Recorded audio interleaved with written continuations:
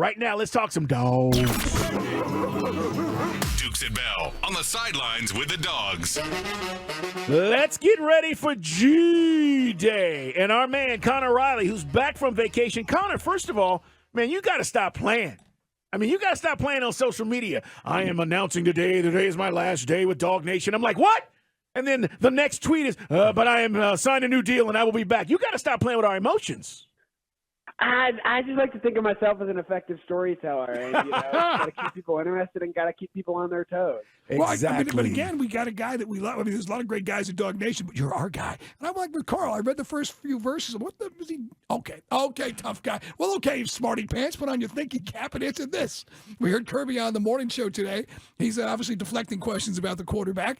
I mean, is it going to be vanilla because they're still developing? Are they going to let these guys throw it all over the place on Sunday during G-Day? I think they're going to let them throw the ball a lot. I think, given what we've seen from G-Day in the past, it's not something where Georgia wants to highlight its running game, especially with the fact that Georgia really only has 2 healthy scholarship running backs right now. You're going to see Carson Beck, Brock Vandagriff, Gunnar Stockton to an extent as well, drop back and throw the ball, probably more than you would expect to see them do so during a regular season game. And a lot of people are going to be, picking apart what they do there.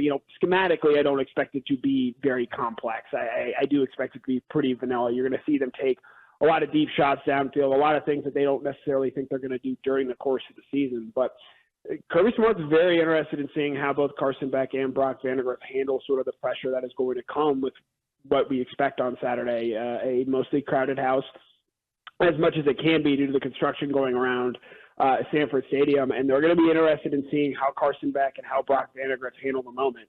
Both have done well this spring. I would say comparatively speaking, Brock has probably done a little bit better than Carson, but I still expect Carson as of today to be the starting quarterback for Georgia. And they're going to be very interested in seeing how those guys go out there and play with, obviously not in a game environment, but as close to a game environment as you can have in that spring game setting. What about protection? The jobs have been won, do you think, or are we going to go into this spring game with the O-line and those 2 tackle positions still up for grabs? I think Amarius Mims is going to be your right tackle. He's had a very good spring from just about everyone I've talked to there, and it really seems like Georgia is content to let that left tackle battle continue to play out. And I think Austin Blasky's probably going to get the first team reps on G-Day with that first team offense, and you're going to see Ernest Green get them a lot of reps and run there too. And I think the thing to keep in mind with Blasky is while, yes, he can play left tackle, Georgia feels very comfortable moving him around across that offensive line. And so if there is an injury, as we've seen in recent seasons, I think what the move might potentially be is to move Blasky from that left tackle spot and move him to wherever he needs to go, because he can play center. He can play both guard spots.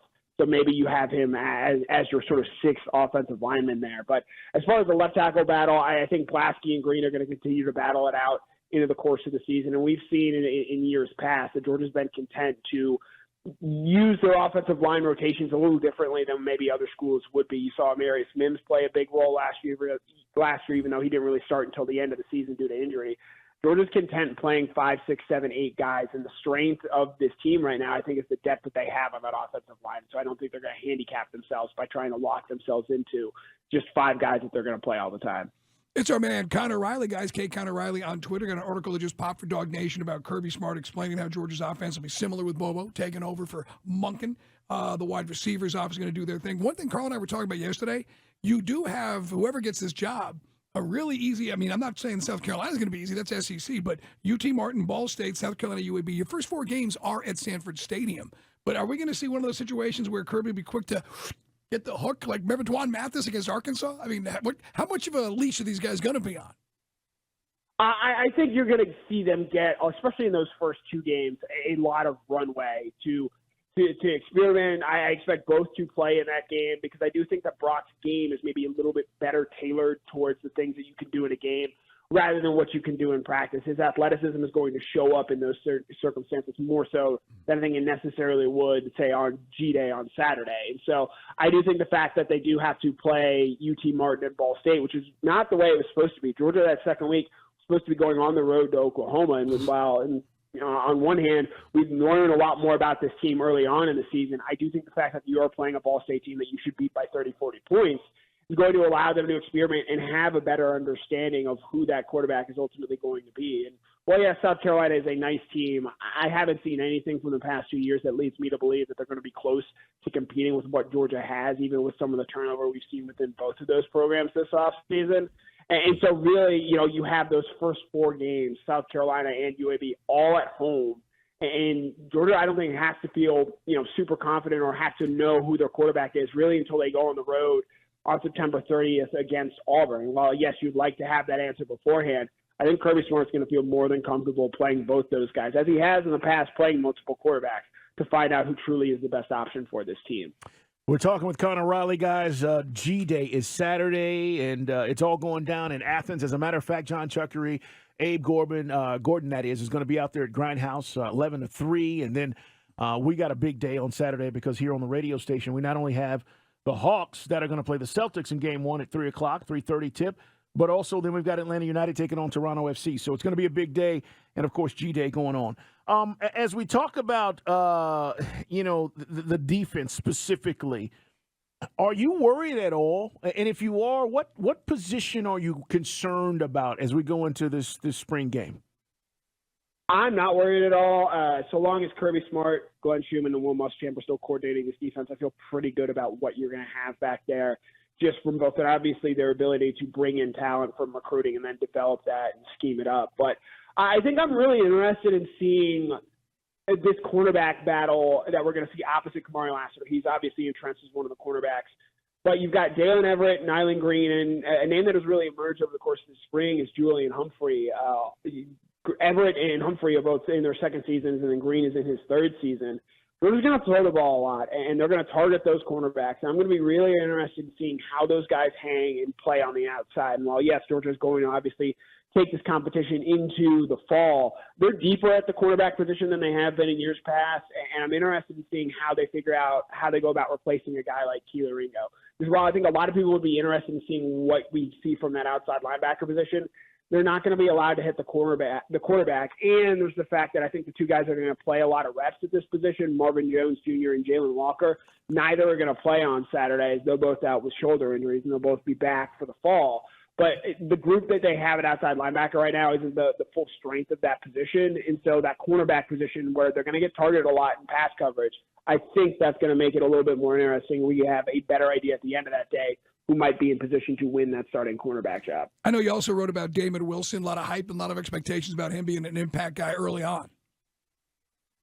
Yeah, and he's a guy who, look, we've seen freshmen come in and play a role on this defense before. Michael Williams was the team in sacks last year. Malachi Stark started 14 games for this team. And he, Wilson is, I think, the shiniest of the three signees they have at that outside linebacker position. And Kirby was asked about him, didn't really hold back, said there's some things that he needs to keep doing better. But I think the encouraging thing is that he praised his coachability and his ability to work hard. And so while, he might not come out and have 2-3 sacks to start the season, I think he's positioning himself to be a guy that as the season goes along and as he continues to develop, puts himself in a position to at least in some role be a player for this team. As we saw, Michael Williams get better over the course of the season last year. Bear Alexander is a name that comes to mind. Jalen Walker as well. Guys who maybe weren't finished products or fully ready products at the start of the season, but were guys who continue to get better because of their coachability. And by the end of the season, in games against Ohio State, and games against TCU, were able to make big plays in them. All right, let's talk about the other news. The new Ugga. What is going on? Ugga 10 is hanging up his collar? What's going on here? Yeah, so Ugga 10 is retiring. He has been in the job since 2015, took over when he was 2.5. So he's getting up there in age, I think close to 9, 10 years old. Did not make it out to the national championship game in Los Angeles. And they are bringing in a new pup, nicknamed Boom. He is 10 months old, same English Bulldog. He will be Ugga 11. Ugga X, Q, as he's affectionately known, will retire as the winningest Bulldog in program history. Oh, yeah. Boom's got some big shoes to fill, and I got to be honest here. I'm certainly superstitious. You win back-to-back national titles with Q. I mean, I don't know if I necessarily want to change that right now and change dogs midstream because, you keep winning with Q. Is Boom going to come in and win year one? I think it's a question to ponder if you're a Georgia football fan who's also insanely superstitious. But Q didn't make the trip to L.A. last year. Remember, we were freaking out over that, and they still got it done. So, I mean, look, the Seiler family, I mean, I still understand how they couldn't get that dog on a Gulfstream or something, Carl, or a Learjet and get him out there. But, by the way, we're talking about names of people. Is it Nitro Tuggle? I mean, I know he's a 3-star guy. We had the name yesterday, but there's some great recruits out there. This really sounds like something from a Key and Peele skit, but they're getting a guy named Nitro coming in to play wide receiver. Yes, Nitro Tuggle from South Bend, Indiana. He's actually going to transfer to play at IMG Academy for his senior year of high school football, so we're going to get a better idea of how he stacks up against elite competition. But Nitro Tuggle, an all-time all-recruit name that is committed to Georgia on, I guess, Tuesday. Crazy. Well, they continue to rack them up, and we can't wait to see how the spring game plays out. We'll be talking with you, Connor, next week about it and what we learned and what we saw. Hey, enjoy the weekend and appreciate you as always, and glad you have a new deal in place because we love what you do for us. Yep, it is always a pleasure to come on and talk with you guys. So thanks so much. Can't wait to talk about G-Day next week. All right, man. Good stuff. Connor Riley, follow him across all social media platforms.